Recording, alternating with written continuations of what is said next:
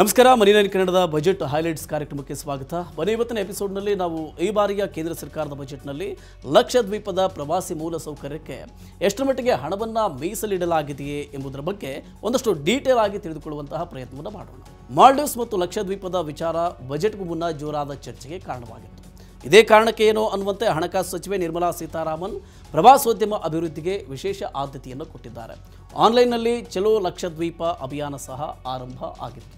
ಅದರ ಬೆನ್ನಲ್ಲೇ ಕೇಂದ್ರ ಸರ್ಕಾರ ದ್ವೀಪ ಕೇಂದ್ರಾಡಳಿತ ಪ್ರದೇಶವಾದ ಲಕ್ಷದ್ವೀಪದ ಪ್ರವಾಸಿ ಮೂಲಸೌಕರ್ಯವನ್ನು ಸುಧಾರಣೆ ಮಾಡುವುದಕ್ಕೆ ನಿರ್ಧಾರ ಮಾಡಿದೆ.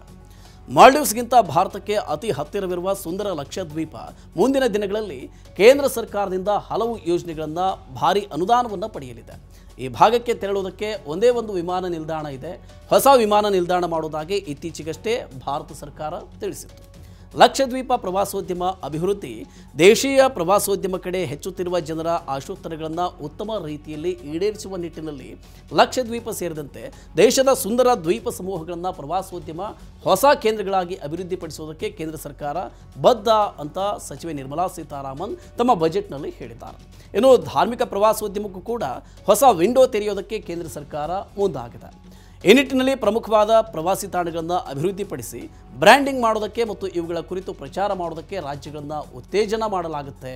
ಇಂತಹ ಯೋಜನೆಗಳನ್ನು ಕೈಗೊಳ್ಳೋದಕ್ಕೆ ಬಡ್ಡಿರಹಿತ ದೀರ್ಘಕಾಲೀನ ಸಾಲ ಸೌಲಭ್ಯವನ್ನು ಕಲ್ಪಿಸಲಾಗುತ್ತೆ.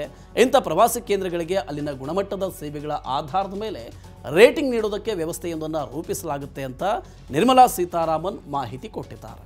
ಜೊತೆಗೆ G20 ಒಕ್ಕೂಟಕ್ಕೆ ಭಾರತ ಅಧ್ಯಕ್ಷತೆಯನ್ನು ವಹಿಸಿಕೊಂಡಿದ್ದ ವೇಳೆ 60 ಸ್ಥಳಗಳಲ್ಲಿ ಒಕ್ಕೂಟದ ವಿವಿಧ ಸಭೆಗಳನ್ನು ಆಯೋಜಿಸಿದ್ದು ಭಾರತದ ವೈವಿಧ್ಯತೆಯನ್ನು ಜಗತ್ತಿನ ಮುಂದೆ ಪ್ರದರ್ಶನ ಮಾಡಿದೆ ಅಂತ ಸರ್ಕಾರ ಹೇಳಿದೆ. ಭಾರತೀಯರು ಹೆಚ್ಚಿನ ಸಂಖ್ಯೆಯಲ್ಲಿ ಹೋಗುತ್ತಿದ್ದ ದ್ವೀಪ ಸಮೂಹ ರಾಷ್ಟ್ರವಾದ ಮಾಲ್ಡೀವ್ಸ್ನೊಂದಿಗಿನ ರಾಜತಾಂತ್ರಿಕ ಜಗಳದ ನಂತರ ಅನೇಕ ಭಾರತೀಯರು ಲಕ್ಷದ್ವೀಪವನ್ನು ಪರ್ಯಾಯ ತಾಣವಾಗಿ ನೋಡ್ತಾ ಇದ್ದಾರೆ. ವಿವಿಧ ಅಭಿವೃದ್ಧಿ ಕಾರ್ಯಕ್ರಮಗಳ ಉದ್ಘಾಟನೆ ಮತ್ತು ಲೋಕಾರ್ಪಣೆ ಸಂಬಂಧ ಭಾರತದ ಪ್ರಧಾನಿ ಮೋದಿ ಲಕ್ಷದ್ವೀಪಕ್ಕೆ ತೆರಳಿದ್ದು ಅಲ್ಲಿನ ಸುಂದರ ರಮಣೀಯ ತಾಣಗಳ ಫೋಟೋಗಳನ್ನು ಸಾಮಾಜಿಕ ಜಾಲತಾಣಗಳಲ್ಲಿ ಮೋದಿ ಹಂಚಿಕೊಂಡಿದ್ದಾರೆ. ಇಷ್ಟಕ್ಕೆ ದ್ವೀಪ ಪ್ರವಾಸೋದ್ಯಮ ತಾಣವಾಗಿರುವ ಮಾಲ್ಡೀವ್ಸ್ ಸಚಿವರು ಪ್ರಧಾನಿ ಮೋದಿ ಪೋಸ್ಟನ್ನು ಟೀಕಿಸಿದರು. ಭಾರತದ ಪ್ರಧಾನಮಂತ್ರಿಗಳು ಲಕ್ಷದ್ವೀಪವನ್ನು ಮಾಲ್ಡೀವ್ಸ್ಗೆ ಪರ್ಯಾಯ ಪ್ರವಾಸಿ ತಾಣವಾಗಿ ಮಾಡೋದಕ್ಕೆ ಹೊರಟಿದ್ದಾರೆ ಅಂತ ದೂರಿದ್ರು ಕೂಡ. ಓಕೆ, ಈ ರೀತಿಯ ಇನ್ನಷ್ಟು ಮಾಹಿತಿ ಮತ್ತು ಪರ್ಸನಲ್ ಫಿನಾನ್ಸ್ ವಿಚಾರಗಳಿಗೆ ಡೌನ್ಲೋಡ್ ಮಾಡಿ ಮನಿ9 ಕನ್ನಡ ಆ್ಯಪ್ ಹಾಗೂ ಯೂಟ್ಯೂಬ್ನಲ್ಲಿಯೂ ಸಬ್ಸ್ಕ್ರೈಬ್ ಆಗಿ ಲೈಕ್ ಮಾಡಿ ಶೇರ್ ಮಾಡಿ. Thank you.